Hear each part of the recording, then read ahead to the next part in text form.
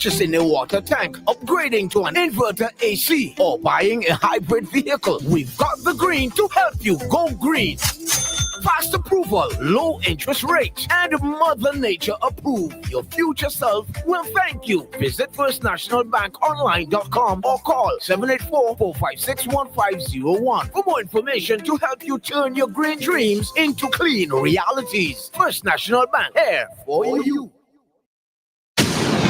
WEFM, the clean, fresh sound.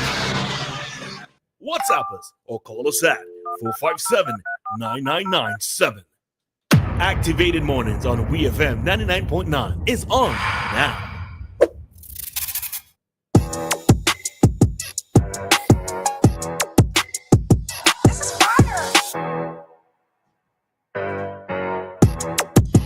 Alrighty, so time here in SPG, it is 9:33 and we are in our Talk to Us segment for today. And before we could even say anything else, we have a caller.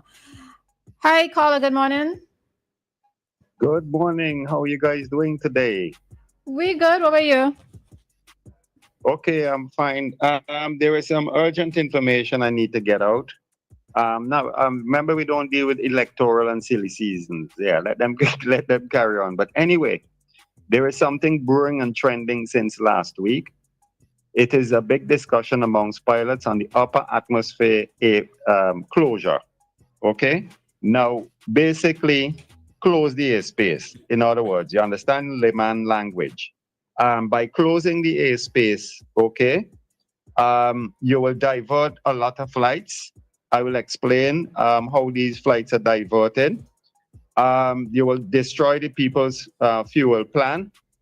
You will mess up the route, forcing aircraft to probably fly 3 to 4 hours longer than they intended. And these days, a lot of 4-engine aircrafts are not flying passenger-wise. Where like Lufthansa and them will have those aircraft, and China and those things like the big 747-800s and stuff. But most aircraft fly with 2 engines. And they have something called extended twin-engine operation over transoceanic distances. That means, those big words mean, basically, if one engine shut down, it can fly up to 5 hours on one engine. You understand me?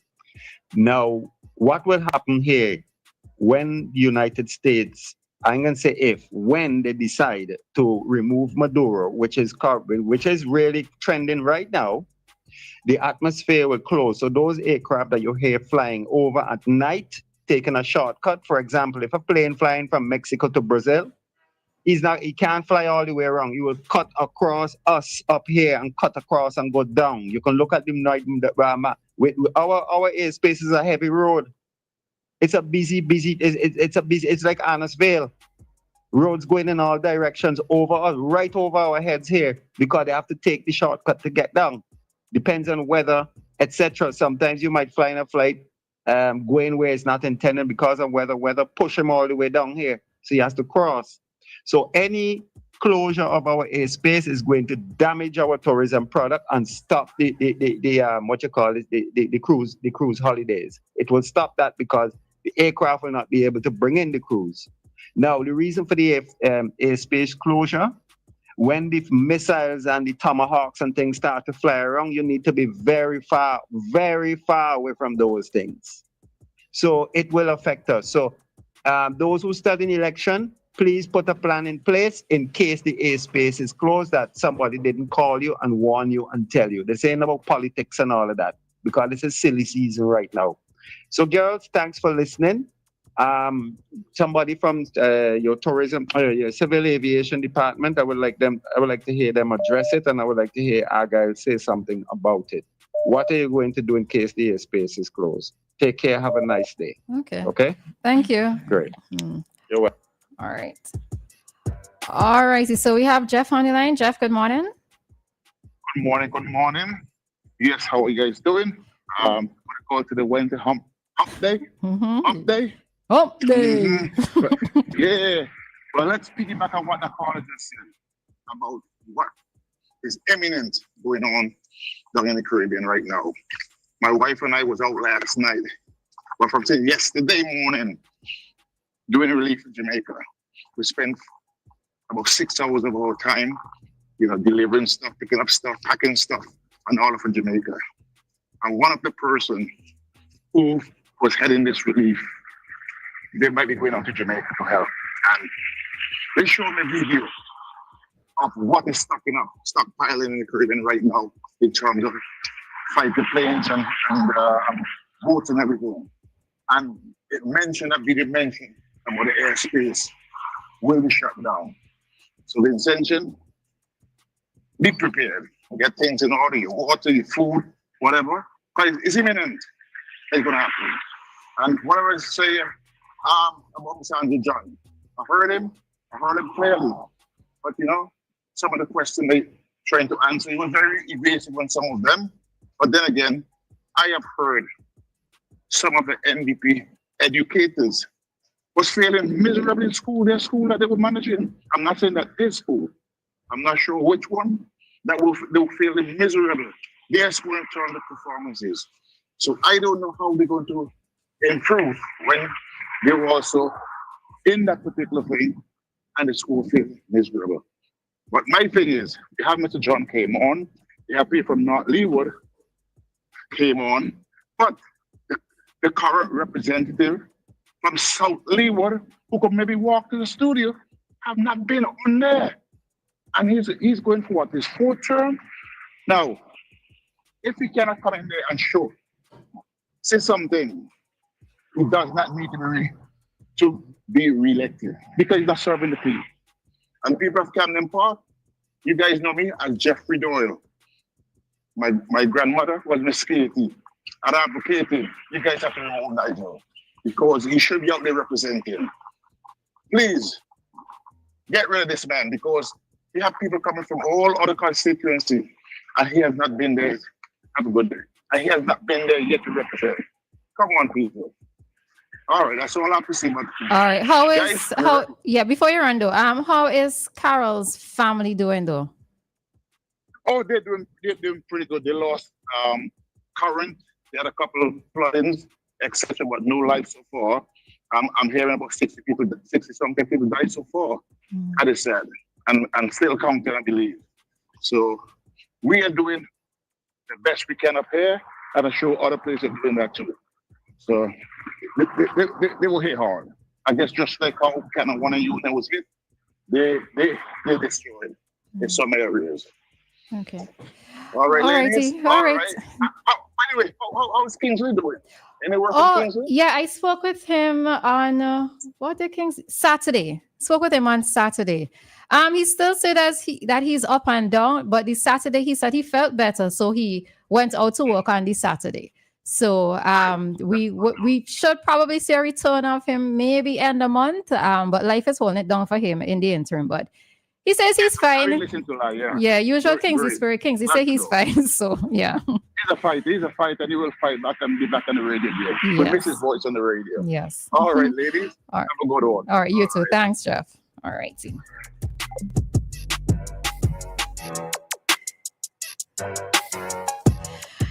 And Kojo, that's the kind of man we like.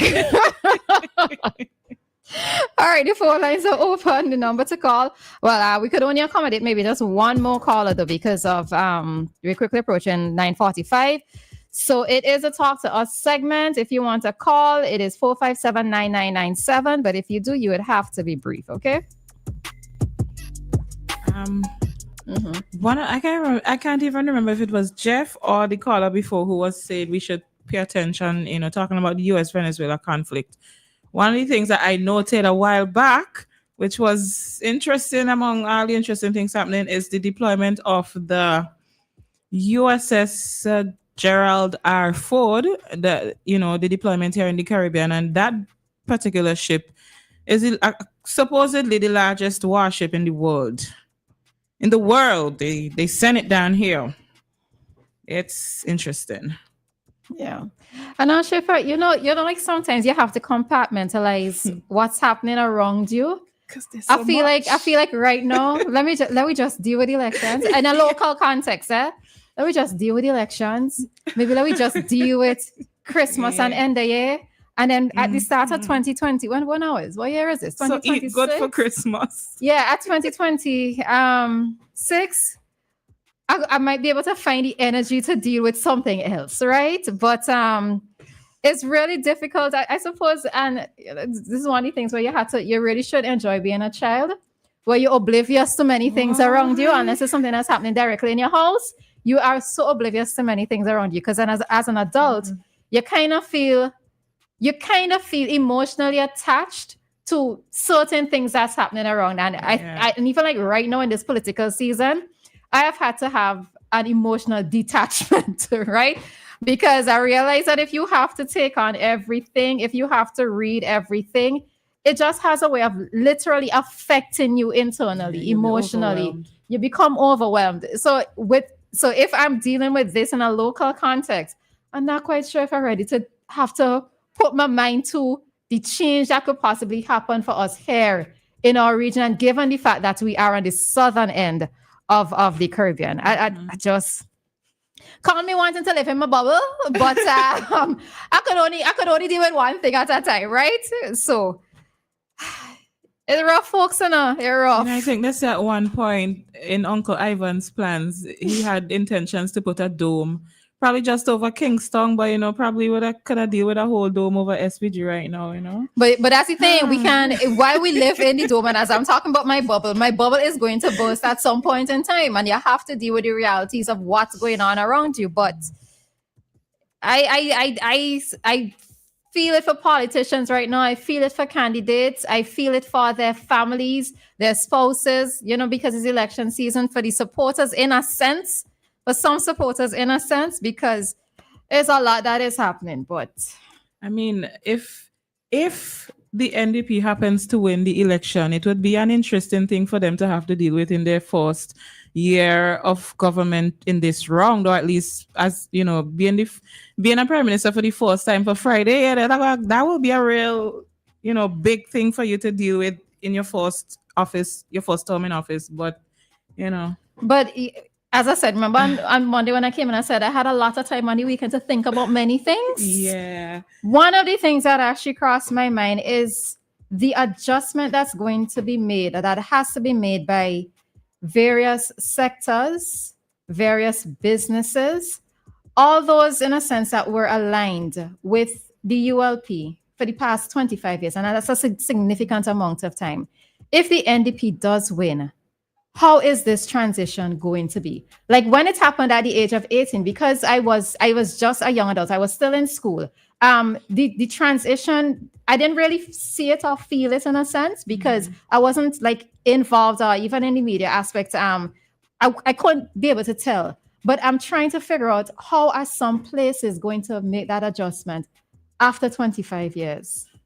And it's just something that tell all my mind just go all over the place. You know what? And while I'm saying this as well, good morning to Jackie. What's Jackie's surname again?